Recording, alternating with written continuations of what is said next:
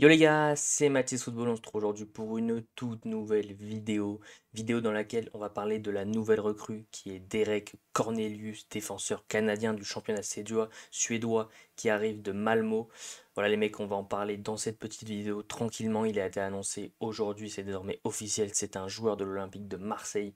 Comme d'habitude les mecs, like, abonnement, commentaire, je compte sur vous, ça fait toujours extrêmement plaisir et on est donc directement parti donc avec l'annonce. Donc voilà, Derek Cornelius, très jeune défenseur quand même canadien, voilà, de 26 ans, qui s'engage avec l'Olympique de Marseille jusqu'en 2028, contrat de 4 ans. Voilà, petite photo qui fait plaisir, des petites tresses. Voilà, on espère qu'il va réussir du côté de l'Olympique de Marseille. Donc même ici, après avoir passé service médical avec succès ce samedi, Derek Cornelius a signé son contrat avec l'OM ce dimanche. Le défenseur canadien s'est engagé avec le club olympien jusqu'en juin 2028. Le montant de la transaction entre Malmo et l'OM pour le transfert de Cornelius serait de 4 millions d'euros, bonus compris. L'OM a officialisé la venue du joueur dans le communiqué ci-dessous. Donc voilà, petit communiqué. Mais surtout les mecs, voilà, 4 millions d'euros pour Derek Cornelius, un défenseur jeune sur qui on pourrait faire une plus-value, un défenseur qui est extra-communautaire, c'est un peu pénible, mais un défenseur voilà, qui vient d'un championnat assez faible dans l'ensemble. La Suède n'est pas réputée pour avoir un championnat de haut niveau. Mais voilà, seulement 4 millions pour un mec de 26 ans. Il y a potentiellement une plus-value à faire.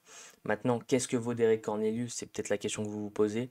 On peut aller voir ça donc directement. Donc quelqu'un qui a déjà pris quelques trophées, voilà, deux, qui a 26 ans, qui est né à l'Ajax. Ok, d'accord. Je sais pas si c'est quelque part au Canada ou alors si c'est aux Pays-Bas. Il fait 1m88, c'est un grand défenseur. Donc en défense, il a 26 sélections avec l'équipe canadienne. Voilà, il a été jusqu'en 2000 en Copa América où il a perdu face à l'Argentine. Voilà, donc sur 17 matchs possibles, on a joué 12 avec Malmö, 2 buts, une passe D, voilà, petit apport offensif. C'est quelqu'un qui joue principalement voilà, en tant que défenseur central, qui peut dépanner arrière gauche, mais qui voilà, très souvent va surtout être dans la défense.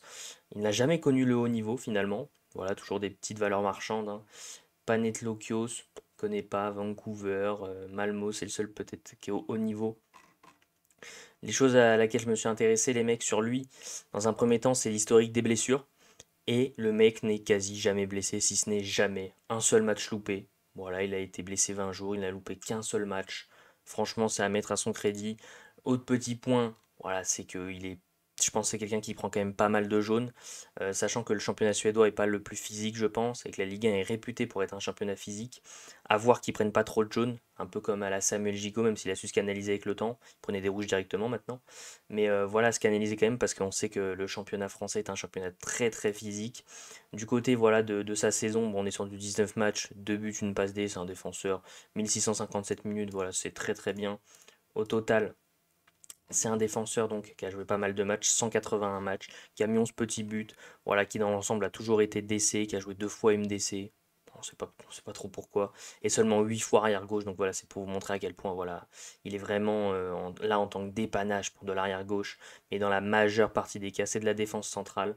Voilà, lui qui a connu la MLS, la Liga Skripj.